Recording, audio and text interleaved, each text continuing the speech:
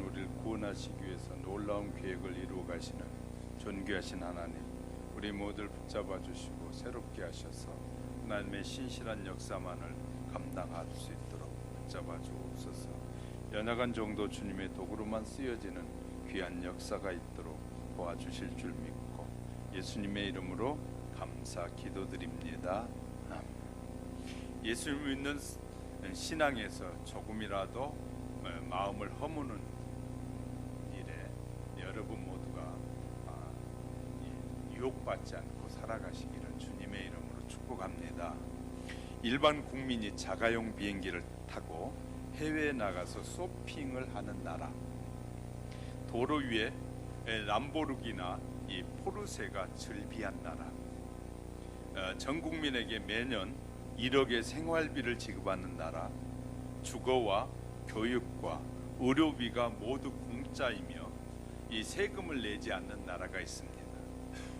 오세아니아주에 있는 나우루 공화국이라는 나라가 있는데 인구가 10,000명 정도고 울릉도 크기의 3분의 1 크기의 작은 나라지만 이 나라는 인광석이라는 희귀 자원이 풍족한 섬으로 1980년도에 국민 1인당 소득이 2만 달러가 넘는 그런 부자인 나라입니다. 이렇게 된 계기는 섬에 지천에 날린 새똥 때문인데, 이 철새들이 중간 기착지기 때문에 이 섬에 오랜 동안 쌓인 새똥들이 이 산호층과 이 배합을 하면서 인광석이 만들어지게 됩니다. 나우루 공화국은 인광석으로 벌어들인 그 막대한 돈을 국민들에게 공평하게 분배하는 그 파격적인 정책을 시행한 덕분에 이 백성들은 그냥 편안하게 이렇게 살아갈 수 있도록 누구나 일하지 않고도 소비하며 살 수 있는 그런 나라가 됐습니다. 인광색을 채굴하는 일도 외국 노동자들이 들어와서 다 일하고, 또 모든 가정에 가정부와 집사를 고용해서 편하게 생활하는 그런 나라가 됐습니다. 심지어 공무원도 자기 나라 사람들이 하기 싫어서 외국 사람이 들어와서 공무원까지 고용하게 됐습니다. 왜냐하면 국민이나 정부에 남는 게 돈이었기 때문에 그 상태로 이제 30년이 지나게 되자 이 나라 사람들은 집을 청소하는 법도 모르고 음식을 만드는 요리하는 방법도 다 잊어버렸습니다. 섬나라가의 어선도 다 사라졌고 뿐만 아니라 전통 문화도 다 사라져버렸습니다. 일이라는 개념 자체가 실종되면서 그적저적 먹고 놀고 여행하는 습관만 남게 됐습니다. 그들은 결국 80%가 비만에 시달렸고 당뇨병이 세계 사망률 1위 국가로 자리 잡게 됩니다. 2003년 인광석이 이 채굴량이 갈수록 줄어들면서 결국은 고갈되어 가난해지자 국민이 처음부터 다시 모든 것을 시작하게 됩니다. 청소하는 법도 배워야 되고 요리하는 법도 다시 배워야 합니다.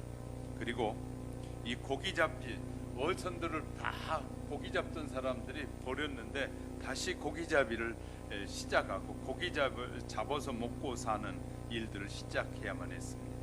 그런데 그 일이 그렇게 쉽지가 않는 것이었습니다. 왜냐하면 일하는 즐거움을 잃어버린 그들에게 나태함과 무기력함만이 남아 있었기 때문에 지금은 이 나라는 존재 자체가 위협받기 시작했습니다.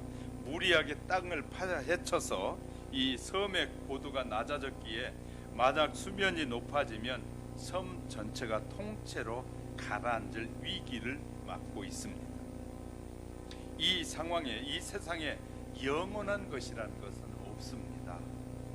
이것이 바다 건너 먼 나라의 일이 아닐지 모릅니다. 풍조감은 사라지고 미래를 준비하지 않는 나라는 이처럼 반드시 후회할 날만 있게 된다는 사실을 우리에게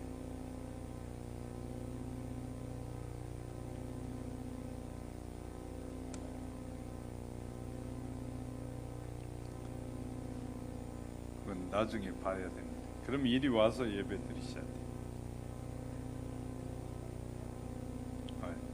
쓰고 오셔요.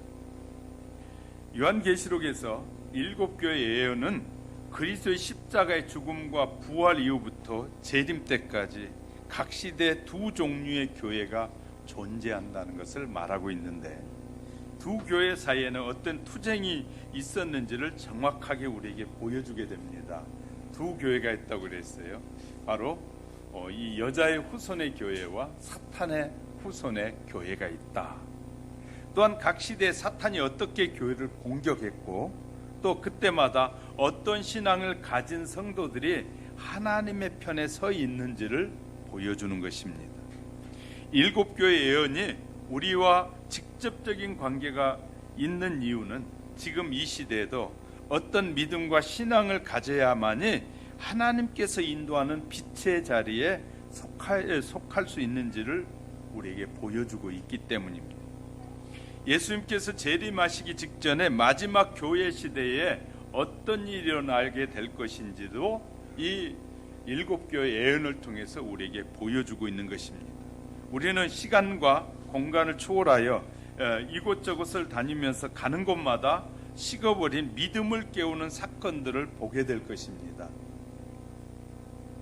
7교회 예언 속에서 우리는 12제자들과 사도들이 세운 초대교회의 신앙을 보게 될 것이고, 또 초대교회로부터 이어온 교회 속에서 하나님의 교회를 공격하는 사탄의 모습도 7교회를 살펴가는 사이에 알게 될 것입니다.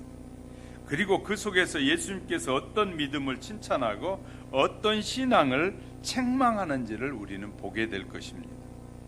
각 시대에 하나님과 사탄의 전쟁이 어떻게 이루어지고 있는지를 또한 예언을 통해서 우리는 알 수 있게 될 것입니다.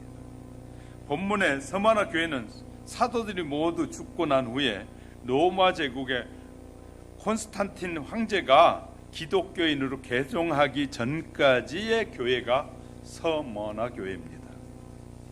제자들과 사도들이 모두 죽으면서 에베소 교회 시대가 끝나고 성도들은 목자를 잃은 양처럼 외롭고 힘겨운 신앙생활을 하고 있었습니다. 사탄은 그런 교회를 향해서 강력한 핍박을 가함으로써 교회의 뿌리째 뽑아버리려고 하고 있습니다.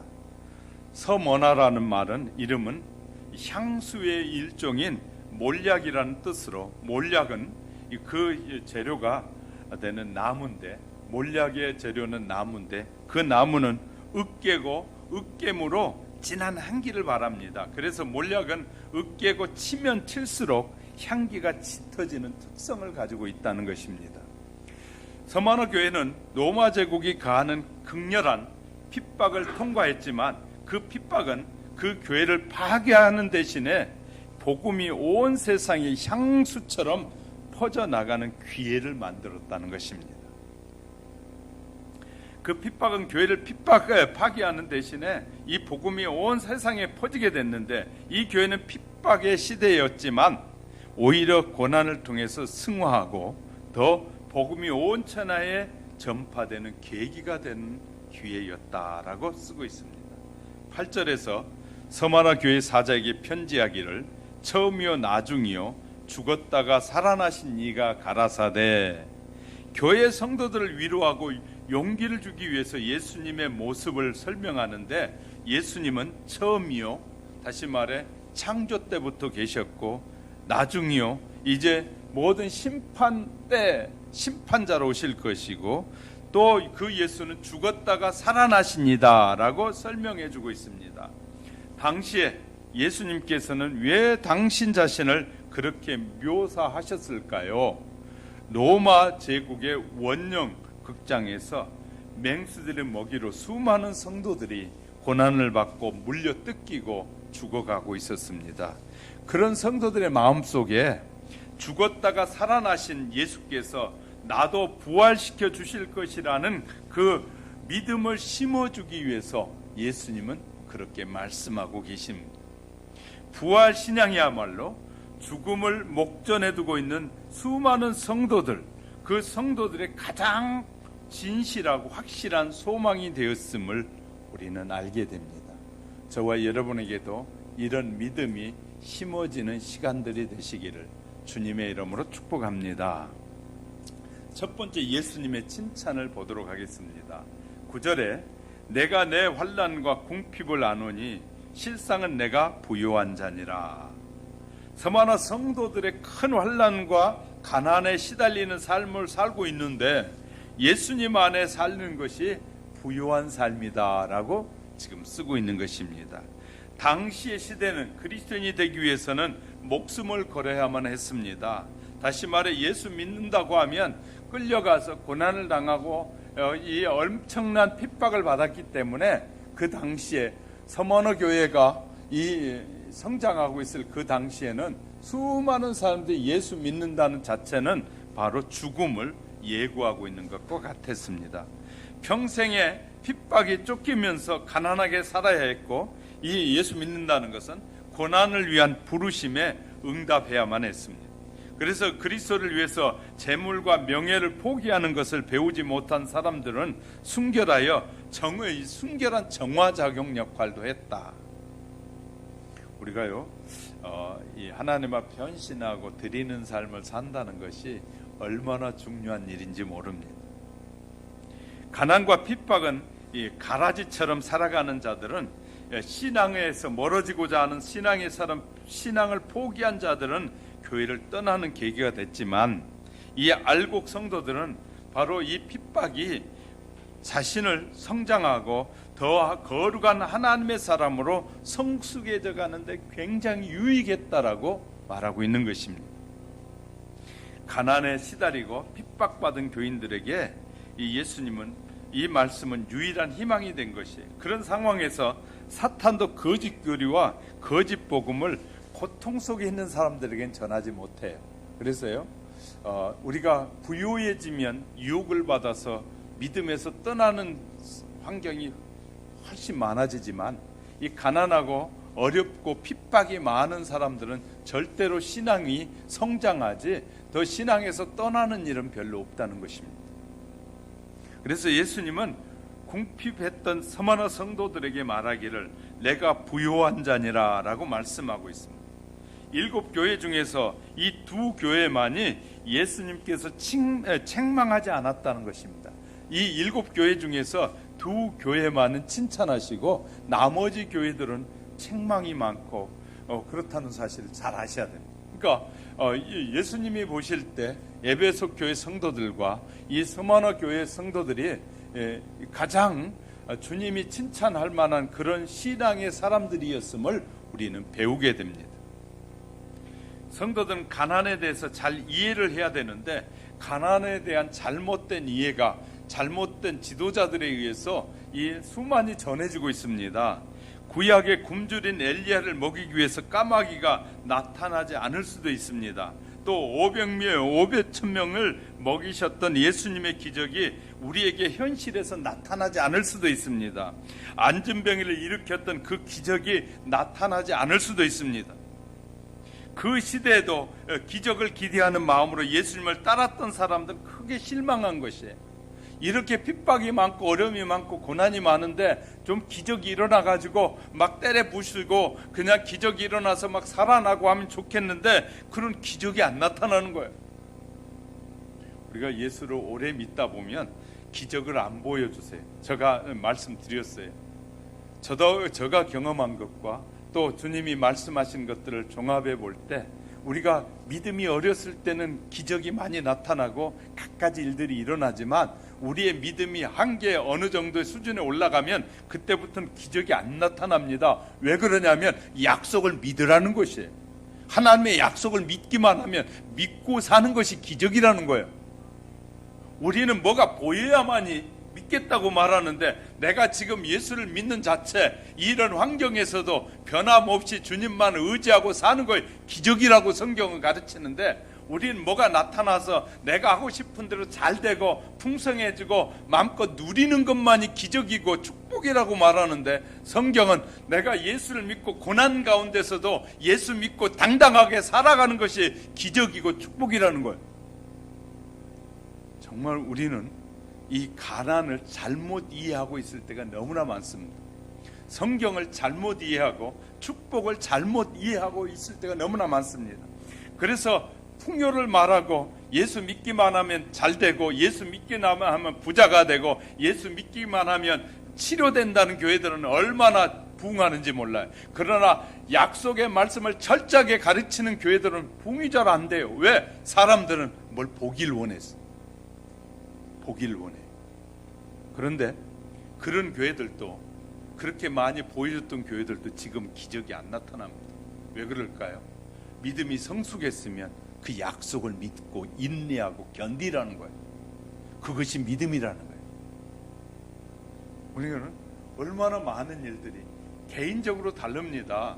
개인적으로 어떤 사람들은 기적이 나타나고, 어떤 믿음의 사람, 믿음이 50년이 됐음에도 기적만 따라가는 사람은 그 믿음의 잘못된 믿음을 갖고 있기 때문에 따라가는 것이에요.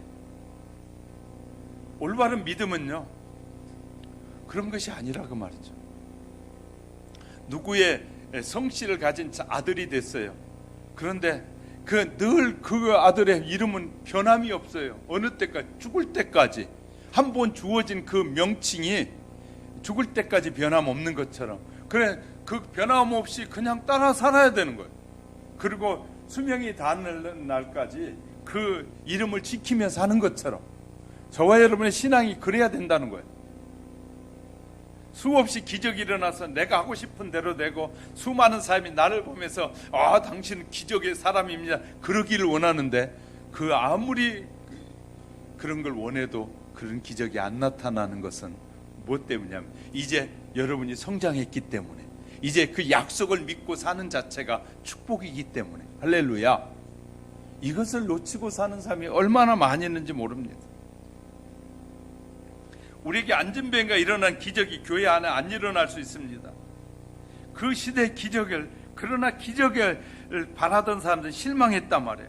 그래서 자꾸 이단에 빠지고 잘못된 종교에 빠져 들어가는 대부분의 사람들은 기적을 바라는데, 기적이 안 나타나니까, 지금 섬기는 교회에서 기적이 안 나타나니까 하나님은 약속을 믿으라고 말하는데, 그 사람 자꾸 교회에 와서 기적만을 바라보고 있는 것이.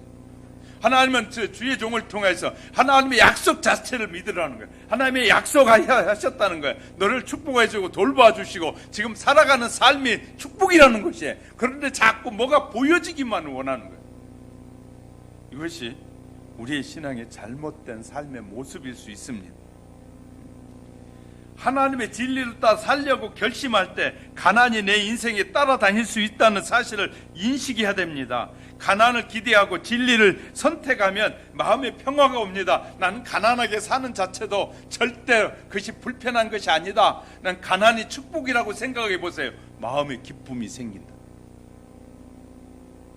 왜냐하면 날마다 최소한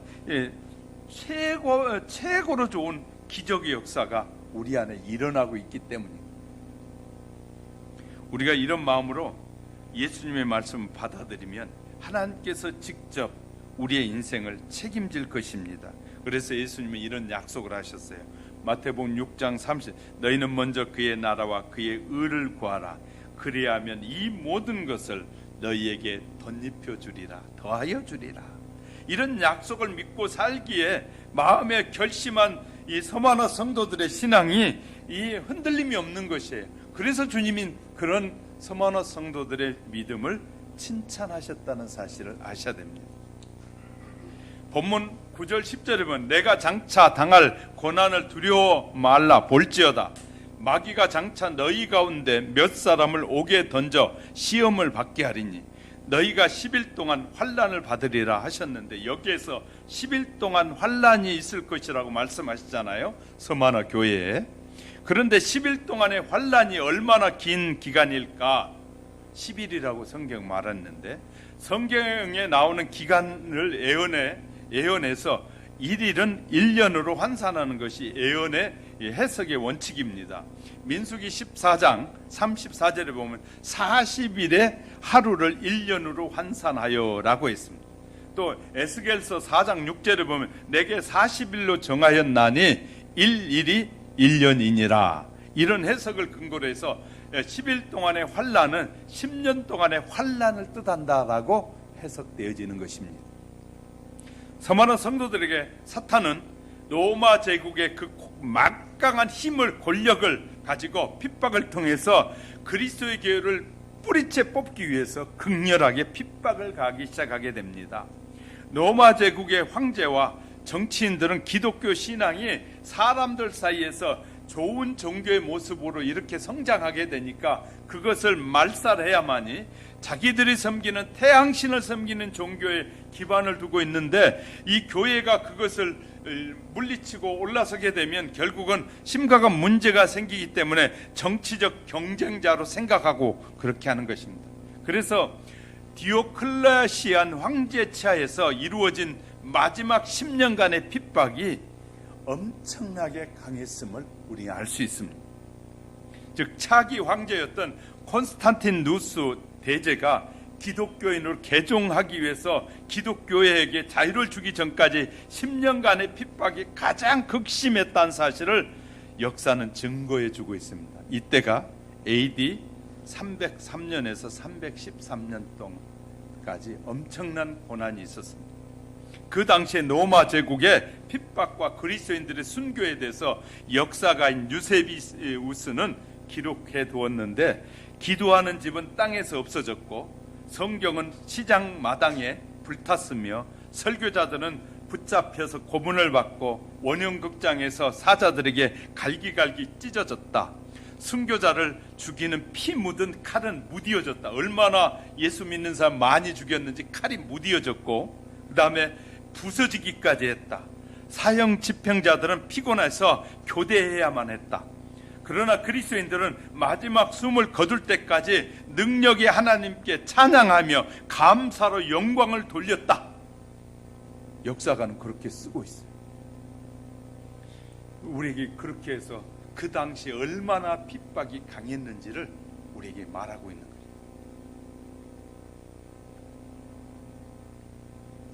이런 역사를 안 분이 광화문에서 데모하는 거예요. 그렇기 때문에 함부로 분별할 수 없다는 말을 말씀드리는 거예요. 이런 역사를 안 사람이 알기 때문에 목회자가 왜 분개하느냐, 왜 기독교를 말살하려고 하기 때문에 분개하는 것이거든요. 그것이 조금씩 올가미가 죄에 온다는 사실을 알기 때문에 그래서 분개하는 거예요. 그냥 무턱대고 하는 것이 아니에요. 실수도 하고 그래요. 잘못된 실수를 하고. 그렇지만 이런 것들을 알게 되면 이 미래가 보여지기 때문에, 어떤 미래가 올 것인지를 알기 때문에 그렇게 악을 쓰고 국민들을 깨우고 그러는데, 그런 사람을 미워하는 사람들이 얼마나 많이 있는지 모릅니다. 세상 사람은 미워하더라도 그리스도인은 영적인 눈이 어두우면 이런 부분을 보지 못하면 그런 사람들을 미워하고 원망하면서 말합니다. 그래서 저는 이렇게 말씀드리고 싶어요. 주의 종은 함부로 자기의 생각으로 판단하지 말라는 것이죠. 함부로 판단하면 판단에 대한 대가를 반드시 받게 되기 때문에. 그래서요, 교단에서도 함부로 사람을 판단하지 못하는 것입니다. 왜냐하면 완벽한 잘못된 증거들이 다 나오기 전에는 그렇게 쉽게 이단이다, 잘못됐다. 세상의 이단도, 그냥 주님을 믿는다고 하는 이단들도 이 우리 총회 같은 데서 그를 이단으로 판단하려면 2년 3년씩 걸립니다. 왜? 완벽한 증거로 해가지고 그런 이단이라고 말하게 해야 되기 때문에 그렇게 쉽게 아무 때나 말할 수 있는 것이 아니에요. 그러니까 많은 이 주의 종들이 이렇게 말합니다. 오직 답답하면 저렇게 나가겠느냐. 그런데 그것을 알지 못한 사람들이 너무 많은 거예요. 예수 믿는다고 말은 하지만 책을 보지 않고 역사가 어떻게 돌아가 있었는지, 기독교 역사 속에 어떤 일이 있었는지를 전혀 알지 못한 성도들은 쉽게 말하고 쉽게 그런 이 종들을 막 욕하고 그러는 것이, 하나님이 쓰시는 사람들이 있다는 사실을 아셔야 돼요. 하나님이 그들을 쓰시는데 내가 함부로 판단하면 그 판단의 대가는 내가 받게 되는 것이에요. 그래서요, 우리는 남을 함부로 절대 판단해서는 안 돼요. 완벽한 증거가 나오기 전까지는 함부로 판단하면 안 돼. 하나님이 뽑아 쓰시는 사람은 어떻게 쓰실지 몰라요.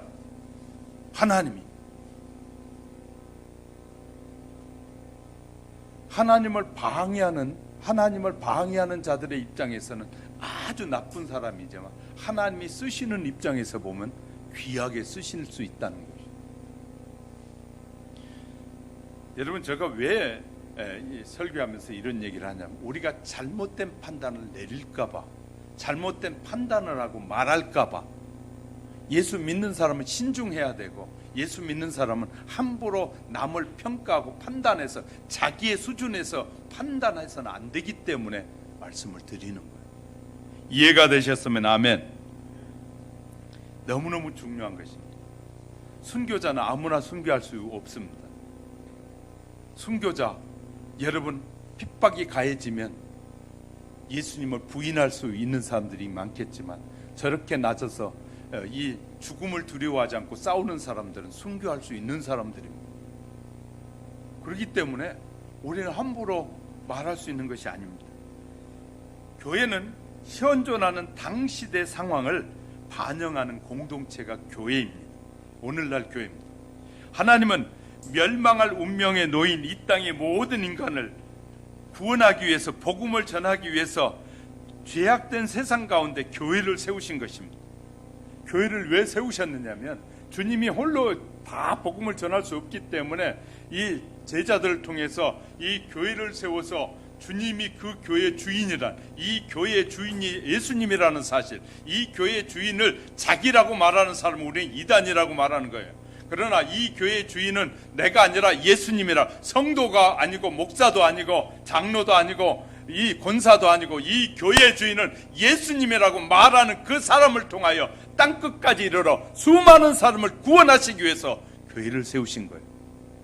그 안에는 가짜도 있고 그 안에는 잘못된 사상에 빠진 사람도 있을 수 있습니다.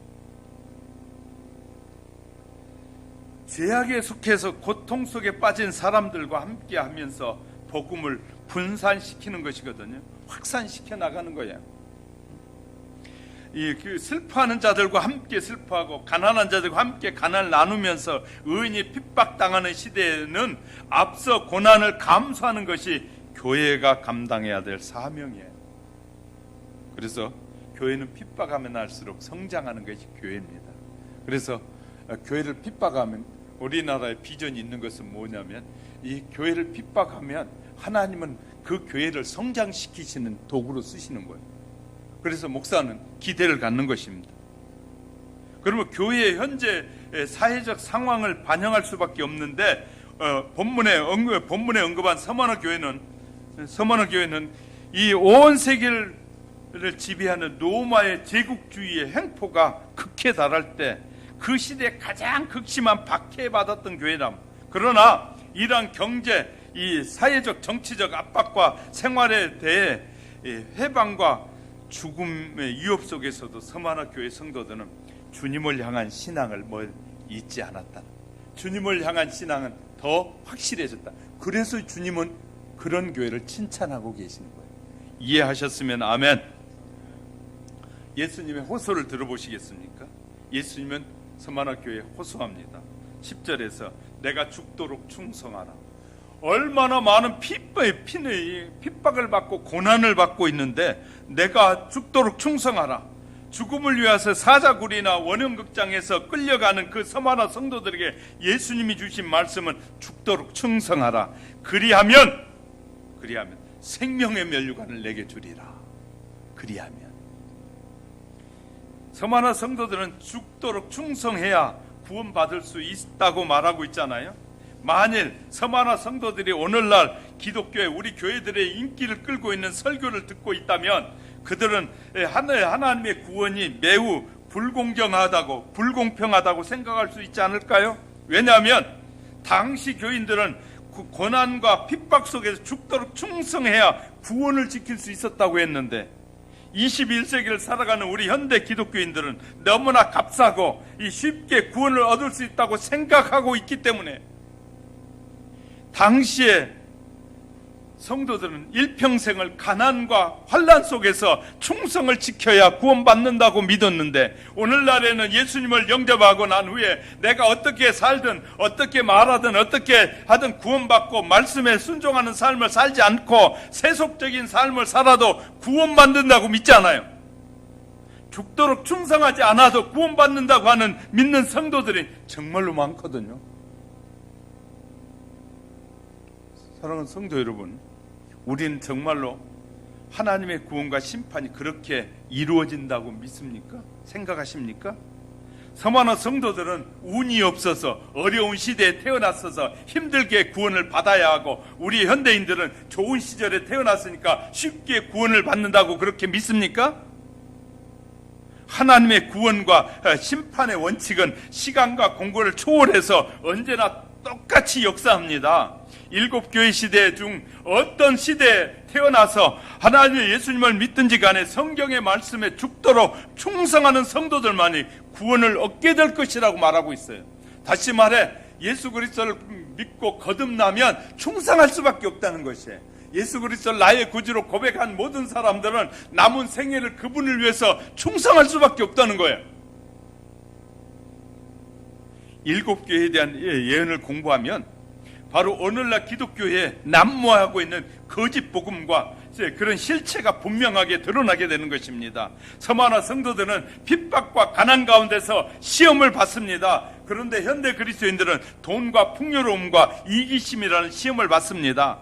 기독교 역사를 살펴보면 평화롭고 모든 것이 풍족할 때는 오히려 교회의 신앙을 잃어버립니다. 사탄의 미혹에 빠져서 크게 불순종하는 역사가 반복되고 있어요, 지금도. 그러므로 어떤 의미에서 볼 때 서만한 성도들보다 지금 시대에 우리가 사탄의 그 더 큰 유혹과 기만을 당하고 있는 것입니다. 순교보다 더 어려운 것은 돈과 세속에서 마음을 빼앗기고 그 마음을 그 세속성에 누리는 상황에서 돈과 세속의 지배를 당하지 않고 순결한 신앙을 유지하는 것이 그렇게 어려운 것이에요. 우리는 그런 핍박은 없더라도 물질과 이런 유혹에서부터 자유해서 나는 하나님만을 섬기고 주님만을 섬기고 성령님을 섬기는 그 믿음, 거룩함을 지키는 것이 훨씬 어려울 수 있다고 말해요. 그 믿음을 지켜야 된다는 거예요. 악마들이 인간들을 멸망시키기 위해서 회의를 열었는데 주제는 인간을 가장 무능하게 만드는 법이었습니다. 어떤 악마가 일어나서 의견을 제시합니다. 몸을 아프게 하는 병을 주는 것입니다. 어떤 일에나 실패하게 만들어버리는 겁니다. 그때 한 악마가 일어나서 자신만만하게 제시하기를 모든 인간의 마음속에 미루는 마음을 심어두어야 합니다. 다음에 하자, 내일 하자. 그리고 이 미루는 마음이야말로 자신도 모르게 세상에서 가장 무능한 사람으로 만들어버린다라고 했다고 그래요. 그런데 놀라운 것은 성공한 사람들의 달력에는 today, 오늘이라는 단어가 늘 노트에 쓰여 있다는 거예요. 그리고요, 실패한 사람들의 이 메모장에는 tomorrow, 내일이라는 말을 내일 하겠다고 쓴다. 오늘 지금 결정해야 되고 지금 결단을 내려야 되는데 내일로 미룬다는 것이, 이런 사람들은 실패한다는 거예요. 모든 사업에서 오늘 해야 될 일은 오늘 반듯하게 마무리해야 하는 지혜가 필요하다는 거예요. 성공한 사람들의 시계에는 지금 now라는 로고가 찍혀 있다는 것입니다. 그러나 실패한 사람들의 시계에는 next, 다음이라는 글자를 새겨놓고 다닌다는 거예요. 로고가 찍혀 있습니다. 지금 여러분의 달력과 여러분의 시계와 여러분의 마음과 여러분의 노트에는 어떤 글이 쓰여져 있습니까? 뒤돌아보고 우리가 오늘 해야 될 결정은 오늘 분명하게 내리고 살아가는 지혜를 배우는 우리 모두가 될 수 있기를 주님의 이름으로 축복합니다. 세 번째는 예수님의 약속을 우리는 보게 됩니다. 자, 칭찬하셨고 그 다음에 호소에 너희가 끝까지 생명을 다해서 와라, 믿음을 지키라 하면서 세 번째 약속을 주시는데 11절에 귀 있는 자는 성령이 교회들에게 하시는 말씀을 들을지어다. 이기는 자는 둘째 사망해를 받지 아니하리라. 서마너 교회 시대에도 오직 성령의 음성을 들을 귀가 있는 자들만 사탄의 미혹에 빠지지 않고 구원을 받았다는 거예요. 예수님께서 충성된 마음으로 순교와 가난의 길을 걸어간 성도들에게 하신 말씀이 이기는 자다. 다시 말해, 오늘날 수많은 유혹, 우리가 돈도 벌 수 있고 넉넉하게 살 수도 있고 하는데, 그런 넉넉함 속에서도 주님을 잃어버리지 않아야 돼요. 주님을 예배하고 섬기고 주님의 뜻을 따라 사는 일을 잊어버리지 않아야 된다. 그리고 실천해야 된다는 말이에요. 그럴 때 이기는 자라고 말씀하시는 거예요. 우리들에게 결코 둘째 사망에 받지 않는 길은 우리가 수많은 유혹에서부터 이기는 것이라는 거예요. 서마너 교회를 섬기는 성도들 속에 사탄의 하수인이 돼서 유대인들이 하수가 되고, 유대인의 회당을 통해서 이 마귀의 하수가 돼서, 회당이라고 해서 다 예배드린 처소가 아닐 수 있다는 거예요. 절 보세요. 이곳에 교회가 주의 이름으로 세워졌다고 저는 말씀드렸어요. 이 교회는 주님의 교회라고 말씀드렸어요. 그런데 어떤 교회는 이 교회가 자기 교회라는 거예요. 자기 교회라. 내가 돈 내서 만든 교회다. 내가 여러분에게 복을 주는 사람이라고 말하는 그런 교회는 사탄의 회의가 이루어지고 있는 것이, 사탄의 회의. 주님이 주인이 돼서 주님의 말씀이 전해지는 교회가 주님의 교회예요. 할렐루야. 이거 우리가 이제 구분할 줄 알아야 됩니다. 자, 사도 요한의 제자였던 서마나 교회의 초대 감독, 초대 목사가 폴리갑이었는데, 폴리갑이 순교했어요. 어디에서? 서마나 교회를 섬기다가, 그 교회를 섬기다가 핍박을 받고, 로마에 의해서 핍박을 받고 순교하게 됩니다. 자, 그래서 주님은 이처럼 죽음을 각오하고 믿음을 붙든 성도들에게 생명의 면류관을 약속하고 있는 것입니다. 생명을 내놓았더니 하나님이 생명을 책임져 주신다. 영생의 상급이라는 말인데 가장 좋은 상급 같아요. 우리가 하나님 앞에 물질로 충성하고 시간으로 충성하고 충성한 것을 하나님이 다 갚아주시겠다라고 약속하고 계십니다. 생명의 면류관은 모든 고난을 견딘 자에게 주는 약속이라고 야고보서 1장 12절에 시험을 참는 자는 복이 있도다. 이에 옳다 인정함을 받은 후에 주께서 자기를 사랑하는 자들에게 약속하신 생명의 면류관을 얻을 것임이라. 생명의 면류관을 받게 되는 믿음이란 마귀의 핍박과 시험을 이기도록 참아내는 믿음이다. 참아내는 믿음이다. 예수님을 믿고 섬기는데 치열한 투쟁이 필요합니다.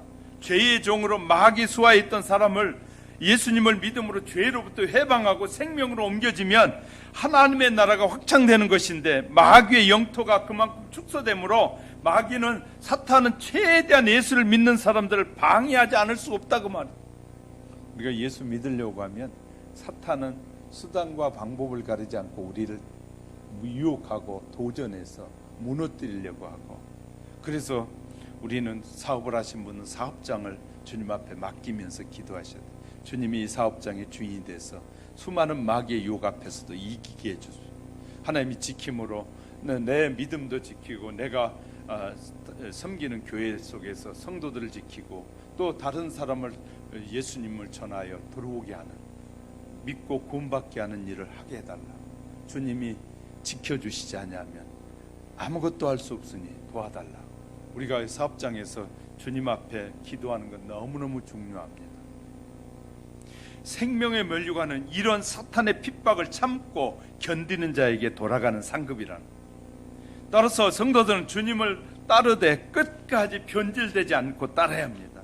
환난을 견디라고 로마서 8장 17절 18절 믿음을 지켜야 한다고 디모데후서 4장 7절에서, 아무리 위대한 결단도 행위가 따르지 않으면 아무 의미가 없는 것이, 내가 결단했어요. 그러면 그 결단에 대한 결과가 나와야 된다는 거예요. 결과가 나와야 된다. 또 생명의 면류관은 신실한 성도들에게 주어진다. 충성이라는 말은 죽도록 충성하라 그랬잖아요. 충성이라는 헬라어의 표현은 피스토스인데, 피스토스라는 말은 신실하다라는 의미를 가지고 있습니다. 바울이 고린도 성도들에게 권면하면서 고린도전서 4장 1절 2절에서 권면하면서 그런 말하게 됩니다. 하나님의 진리와 사랑을 깨닫고 그걸 정직하게 지키면서 성실하게 전파해야 된다는 말이에요. 다시 말해, 우리가 하나님의 약속을 믿고 열심히 전도하면서 사는 것, 그 신실함이라는 뜻을 가지고 있어요. 따라서 우리가 하나님의 충성된 일꾼이 되기 위해서는 먼저 정직하지 않으면 안 됩니다. 온갖 위선과 거짓 행위를 제거하지 않고는 참된 하나님의 일꾼이 될 수 없어요. 그래서 저희도 가능하면 회계 장부나 그런 것들을 저가 기록하지 않고 우리 지금은 권사님이 하고 계신데 그렇게 하려고 애를 쓰는 거예요. 왜? 조금이라도 그런 것들을 통해서 마귀가 역사하지 못하게 하려고. 왜?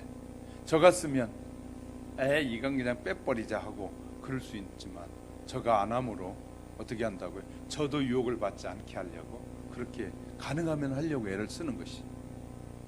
오늘날에는 양의 옷을 입은 성도들에게 접근하는 위선적인 일꾼들이 얼마나 많이 있는지 모릅니다.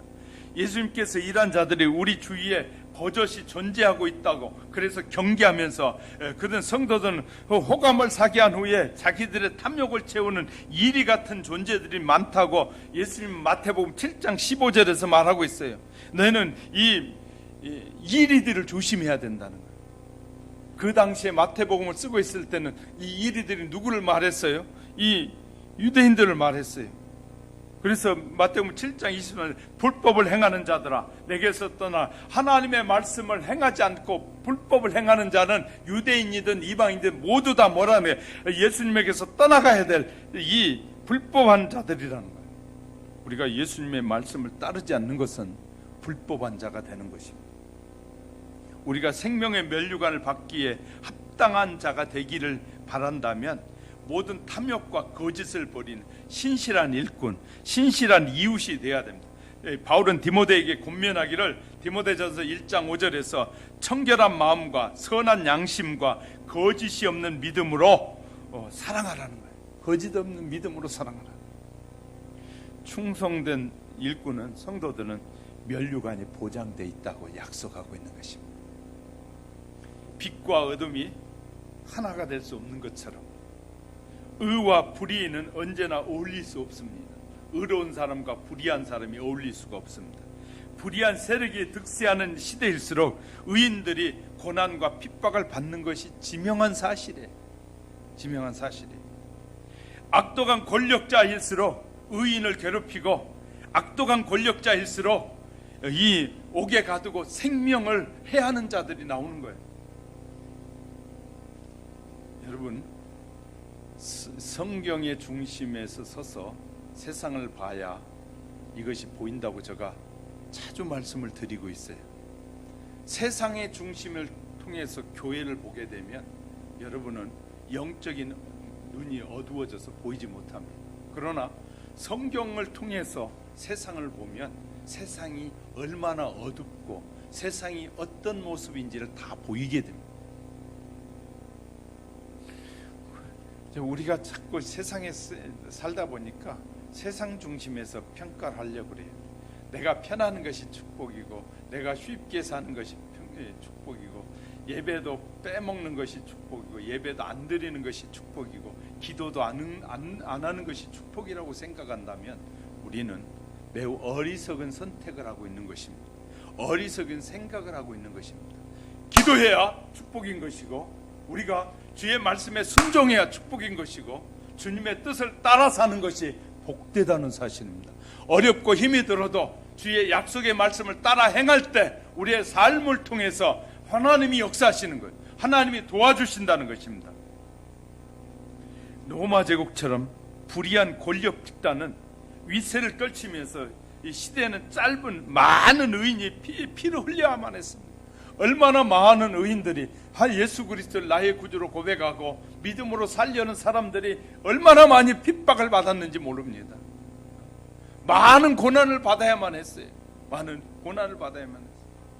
우리나라에도 기독교가 전파되기 위해서 얼마나 많은 선교사들이, 아무 우리와 상관이 없는 선교사들이 대한민국에 와서 피를 흘려야만 했고, 얼마나 많은 선교사들이 와서 대한민국에서 자신의 피를 흘렸어요. 아무 우리와 상관이 없이 우리에게 오지 않아도 되는 그들이 와가지고 자기 가족들을 데리고 오고 자식들을 데리고 와가지고 이곳에 우리나라 풍토병에 걸려가지고 그냥 자식들이 죽어나가면서도 우리에게 증거해준 이 복음 때문에 우리는 축복을 받아서 이제 하나님의 백성이 되고 생명의 면류관을 받는 사람이 됐는데, 우리는 그것을 평가할 줄 아는 그런 눈이 없으니까 영적인 눈이 어두워지면 그것이 보이지 않는 거예요. 자꾸 세상 기준에서 자꾸 뭘 보고 내가 편안하게, 정부가 나를 편안하게 해주면 그것이 이 교회보다 앞선다고 말한다면 어리석은 것입니다. 우리는 핍박을 받고 가난하고 고난스러워도 내가 예수 그리스도를 나의 구주를 믿고 산다는 자체가 가장 복되고 아름다운 것이고, 내가 하루하루의 순간의 삶을 영위하는 것이 하나님의 기적이고 축복이라고 믿을 때 그런 자에게는 생명의 면류관이 약속되어 있는 것입니다. 사랑하는 성도 여러분, 그래서 세상과 교회의 말씀은 다른 것입니다. 교회에 와서 평안을 찾기 원하고, 교회에 와서 다 위로만 받기 원하고, 교회에 와서 쉽게 살기를 원한다면 그건 오해하고 있는 것입니다. 여기 있는 분들은 10년 이하의 믿음을 생활을 10년 이하는 한 사람도 없어요. 믿음이 1, 2년 된 사람들은 어려울지 모르지만 10년이 넘은 저와 여러분은 이 말씀이 어려우면 안 돼요. 무슨 말인지 이해가 되셨습니까?